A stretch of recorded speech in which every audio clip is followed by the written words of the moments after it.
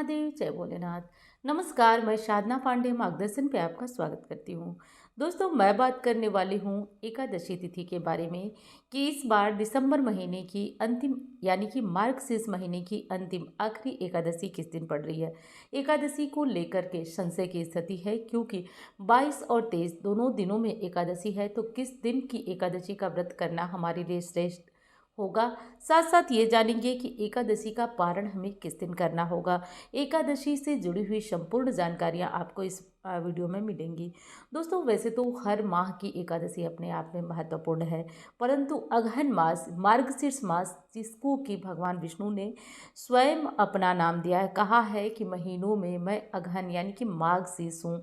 तो इस महीने की एकादशी का व्रत धारण करने से मनुष्य जन्म मृत्यु के बंधनों से मुक्त तो होता ही होता है, परंतु संपूर्ण सांसारिक इच्छाओं की पूर्ति होती है। तो इस एकादशी का व्रत करना हर व्यक्ति के लिए बहुत श्रेष्ठ होता है। अब बहुत सारे प्रश्न आएंगे कि क्या पहली बार हम इस एकादशी का व्रत धारण कर सकते हैं या नहीं।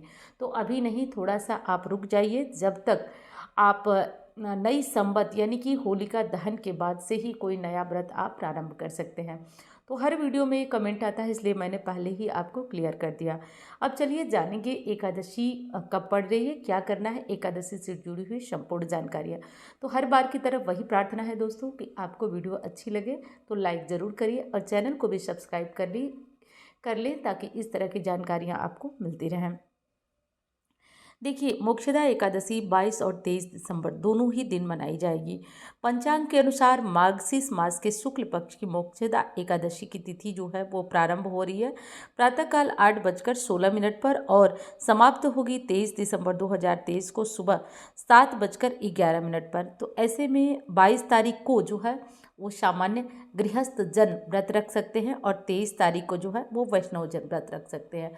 तो अब आपकी इच्छा के ऊपर निर्भर है कि आप किस एकादशी का व्रत धारण करेंगे। वैसे 23 तारीख को भी जो एकादशी है उसका व्रत धारण किया जा सकता है और 22 तारीख को भी किया जा सकता है। तो दोनों ही दिन आप एकादशी का व्रत धारण कर सकते हैं और इस एकादशी का व्रत धारण करने में किसी भी तरह का आप बिल्कुल मन में संशय न लाइएगा। अब चलिए बात कर लेते हैं कि और क्या और कैसे करना है। तो जैसा कि 22 या 23 दोनों दिनों में किसी भी दिन की एकादशी का व्रत आप धारण करना चाहें तो शुभ और श्रेष्ठ होगा। करना यह है दोस्तों कि आपको एकादशी से एक दिन पूर्व दसवीं तिथि में एकादशी से पहले व्रत का जो है पूरी तरह से नियम लिया जाता है।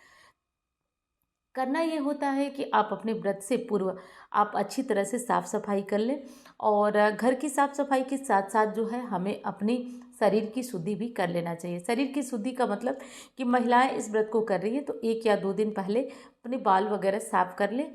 बाल साफ़ करने के बाद जो है लहसुन प्याज इत्यादि का त्याग करें। 10वीं तिथि की शाम को सूर्यास्त से पहले भोजन कर लें। साथ साथ लहसुन प्याज और चावल तीनों चीज़ें न खाएं और उसके बाद अगले दिन व्रत का संकल्प करेंगे। व्रत में उस दिन अनाज का दान नहीं किया जाता है, ना ही भगवान विष्णु को अनाज का भोग लगाया जाता है। यदि बाल स्वरूप लड्डू गोपाल स्वरूप हैं तो आप उन्हें लगा सकते हैं, बाकी किसी भी देवी देवता को अन्न का भोग नहीं लगाया जाता है, क्योंकि शास्त्रों की ऐसी मान्यता है कि एकादशी का उपवास देवता भी करते हैं। तो इस बात का हमें पूर्णतया ध्यान रखना है। अगली चीज़ ये करनी है दोस्तों कि अगले दिन आपको एकादशी व्रत में संकल्प करना है और यदि आपने पूर्व में ही संकल्प कर लिया है, एक ही बार पहले दिन ही आपने संकल्प कर लिया कि आप कितनी एकादशी का व्रत धारण करेंगे, फिर हर व्रत में आपको संकल्प करने की आवश्यकता नहीं है। आप सुबह सवेरे उठिए, जो हो सके यथासंभव साफ सफाई घर की कीजिए। उसके बाद सर्वप्रथम सूर्य नारायण को जल दीजिए। तुलसी जी को आज जल मत समर्पित कीजिएगा। यदि आप अंधेरे अंधेरे पूजन करें तो एक घी का दीपक तुलसी जी के सामने प्रज्वलित कर दीजिए। उसके बाद भगवान विष्णु की कोई फोटो, मूर्ति, शालिग्राम जी, लड्डू गोपाल जी हैं तो विधिवत उन्हें स्नान करा लें। कराने के बाद चंदन इत्र वगैरह लगाएं, साफ सुथरे कपड़े पहनाएं और यदि पीले कपड़े पहनाएं तो और उत्तम। उसके बाद क्या करना है कि आप भगवान की ओम नमो भगवते वासुदेवाय नमः जो मंत्र है उसका जप कर सकते हैं, गजेंद्र मोक्ष का पाठ कर सकते हैं, विष्णु सहस्त्र नामावली का पाठ कर सकते हैं। तो इस तरह से करके भगवान विष्णु के किसी भी मंत्र स्त्रोत का पाठ हमें अवश्य कर लेना चाहिए। तो ये सारी पूजा विधियां हैं जो कि आपको जरूर कर लेना है। उसके बाद दोस्तों अब एकादशी का व्रत धारण करने वाले को ध्यान रखना है, एकादशी के दिन किसी भी स्थिति में अन्न का त्याग किया जाता है जो व्रत धारण करते हैं और जो लोग व्रत नहीं धारण करते हैं वो चावल ना खाएं। लहसुन प्याज भी हो सके तो छोड़ दें। सारी पूजा पाठ आप सामान्यतया कर सकते हैं, लहसुन प्याज और चावल छोड़ दीजिए। आज दान में भी आपको चावल नहीं खाना है, इस चीज़ का आप ध्यान दीजिएगा। और हाँ, जो व्रतधारी हैं वो सेंधा नमक का इस्तेमाल भी नहीं करेंगे। किसी तरह की शारीरिक दिक्कत है, बीपी वगैरह की प्रॉब्लम है तो फिर आप ले सकते हैं, नहीं तो स्वस्थ हैं तो आप नमक भी मत लीजिएगा। उसके बाद एकादशी तिथि में दान अगर आप करना चाहते हैं एकादशी के दिन, तो आप ऐसे में फल, दूध, इन सब चीज़ों का ही, फलाहार चीज़ों का ही दान करें। एकादशी तिथि में अनाज का दान पारण के समय किया जाता है। पारण से पूर्व अनाज का दान हम निकालते हैं। वैसे तो शास्त्र बताते हैं कि ब्राह्मण भोज कराना चाहिए, लेकिन ये पॉसिबल नहीं है दोस्तों, तो इस तरह से करके और आप अपना व्रत पूर्ण करें।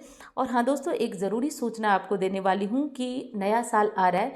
नए साल में हम क्या कुछ महत्वपूर्ण चीज़ें करके अपने जीवन से तकलीफ़ों को दूर करें, क्योंकि देखिए नाना प्रकार के लोग हैं तो नाना प्रकार के कष्ट हैं। तो क्या किया जाए, ऐसी क्या क्या समस्याएं हैं जिनसे कि हम निजात पा सकते हैं अपने द्वारा कुछ छोटे छोटे उपाय करके, कुछ छोटी छोटी चीज़ों में बदलाव करके।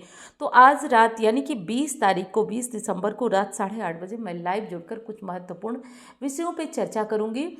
तो आप लोग को समय होगा तो ज़रूर रात को आइएगा ज़रूर, इस बात का आपको ध्यान रखना है। अब ये हो गई बातें कि हमें जो है वो क्या क्या करना है और किस प्रकार से व्रत धारण करना है। अब बता देती हूँ कि एकादशी का व्रत धारण करने से क्या क्या मिलता है। तो दोस्तों, मैंने ऐसा जो है कि खुद से भी एक्सपीरियंस किया है और आपको भी इस बात का पता होगा कि भगवान विष्णु प्रजा के पालनहार हैं और उन्होंने ही पूरी पृथ्वी की पालन करने की जिम्मेदारी ली है। ऐसे में ध्यान हमें ये रखना है कि आप भगवान विष्णु की जो भी पूजा पाठ करते हैं उसके साथ साथ कुछ दान, कुछ लोगों की सेवा वगैरह अगर कर पाते हैं तो बहुत अच्छा है। ये सारे काम हमें ध्यान रखना चाहिए, क्योंकि कभी भी हम पूजा पाठ करते हुए अपने कर्मों को ना भूल दें। कर्म अगर गलत हुआ तो हमारे द्वारा की गई पूजा पाठ किसी भी तरह से हमें फलीभूत नहीं होती है। ये चीज़ हमें ध्यान रखना चाहिए।